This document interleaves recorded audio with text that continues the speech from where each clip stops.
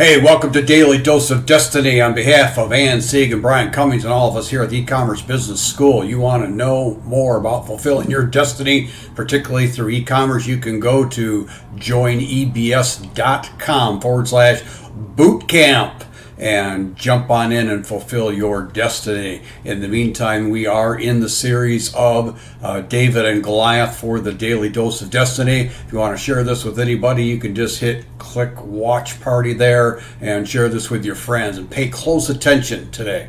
This is a really significant, what I would call insight into fulfilling your destiny, where many, if not most, fail. It's a point of failure for you to fulfill your destiny that so many get caught up in. And here it is. All right. So we know the story of David and Goliath. We've been through the whole thing. It means a little guy against a big guy, a little company against a big company. It's an iconic idiom expression here worldwide. So having said that, here's David.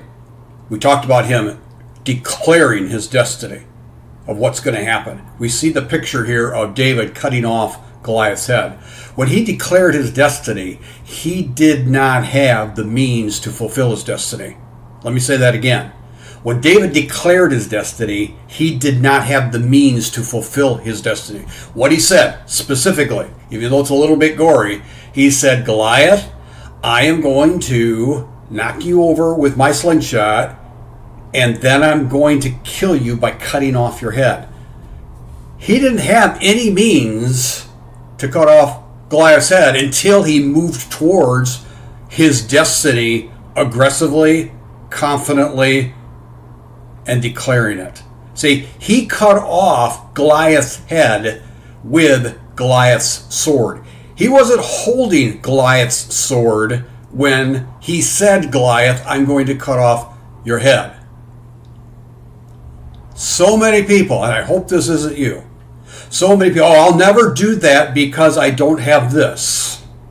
I'll never be able to accomplish that because I don't have access to this. You fill in the blanks: relationships, money, time, energy, tech savviness. You fill in the blanks. I can't do this because I don't have this now. In other words, you believe the lie that you have to have this now in order to have that later. Let me say that again. I'm pausing on purpose. You believe that you have to have this now, whatever that is, in order to have that later. That's your mistake. That's where you're falling short. That's why you're not fulfilling your destiny. If you'd like to run with the pack, that will show you how to move towards that even when you don't have this, and to show you the transition from this to that, join ebs.com/bootcamp. If you don't understand what I'm saying, listen to this again. Please. It could affect the rest of your life. Listen to it again. Kurt, you're nuts. No, I'm not nuts.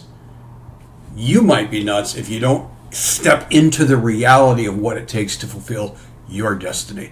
On behalf of Ann Sieg, again, this is Coach Kurt's opinion. I know I came out pretty strong, but I get really passionate to knock this idea out of people's minds that keep them in whatever bondage that they're in. You can work for that even when you don't have this, just like David did. He knew he was going to cut off Goliath's head even though he didn't have the means to do it until he took significant action towards that direction. So, are you going to make it a great day? I hope so.